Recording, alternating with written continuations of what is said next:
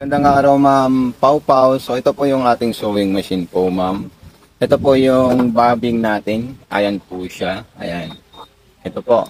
Then kung magre-refill po kayo ng sinulid, Ma'am, tatanggalin nyo po ito. Tapos ilalagay nyo po ito. At itatali nyo po yung sinulid nyo dyan. Then tulak nyo po siya dito. Pindutin nyo po ito, Ma'am. So ayan po siya. Nagre-refill po tayo ng sinulid, Ma'am. Tulak natin dito. Tapos, ilagay natin itong lagayan ng sinulid na maliit. So, ito po yung sinulid natin maliit, ma'am. Okay? Then, ito naman pong bobbing natin, ma'am. So, ito po siya. Ayan. Tapos, ilalagay natin dito. Ayan po. Then, papasok natin dito. Huwag niyo po kalimutan, ma'am, gamitin itong transformer kasi libre po ito, ma'am. At ito po yung mga gamit natin, ma'am. Okay? Then, ito po yung tamang paglalagay natin ng sinulid. Mayroon po tayong indicator doon sa loob, sa likod. Then, kailangan maipit po dito, ma'am. Ayan. Tapos, pataas. Then, paakyat. Then, pababa na naman. At dito na po yung pinaka-last dyan. Tapos, ipasok natin sa butas ng karayom. Okay? So, ganyan lang po siya, ma'am. At kung may mga katanungan naman po kayo, mag-message lang po kayo sa akin, ma'am. Then, ipapasok ko na po, ma'am, sa butas ng karayom. Pagpasok sa butas ng karayom, dire-diretso po. Galing po tayo doon, papunta po sa likod, ma'am. Then pagkatapos po natin ipasok sa butas ng karayom po, ma'am, iikutin po natin ito para ma-pick up niya po yung sinulid. Huwag po kayo iikot ng ganito, ma'am. Dapat always forward, papunta sa sarili mo, pag pick upin niyo po yung sinulid sa ilalim. Then ipapasok natin silang sabay dyan at sarado natin to. Ilagay natin itong gamit niya sa loob. Ayan.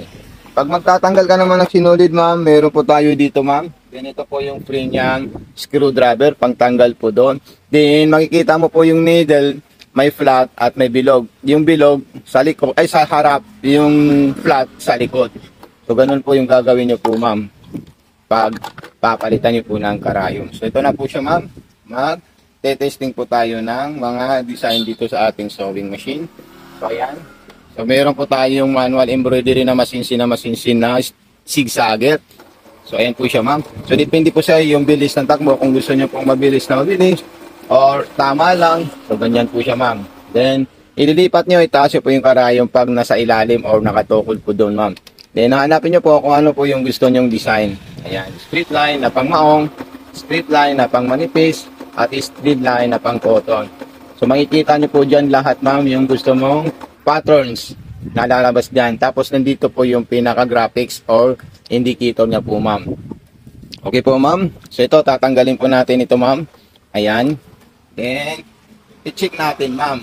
Bago po natin i-shape. Ayan po yung tahi niya, ma'am. Napakaganda po, ma'am. Pau Pau. So ito na po siya, ma'am. Solid na solid po siya, ma'am. Okay? So gawa naman po tayo ng zigzagger. Ayan. Hanap tayo ng zigzag na normal. So ayan po siya, ma'am. Ayan. Napakaganda po ito, ma'am. Itong nirecommend ko po sa iyo na sewing machine. So, ayan po siya, ma'am. Okay. Then, kung gagawa po kayo ng another design, ganun din po siya, ma'am. Huwag niyo po ito kakalimutan, ma'am. Iikutin. Okay. Ang ikot nito, always ganito po siya, ma'am. Huwag po kayo ikot ng pa-backward or pa-forward po, ma'am. Okay. So, okay po, ma'am, Pau.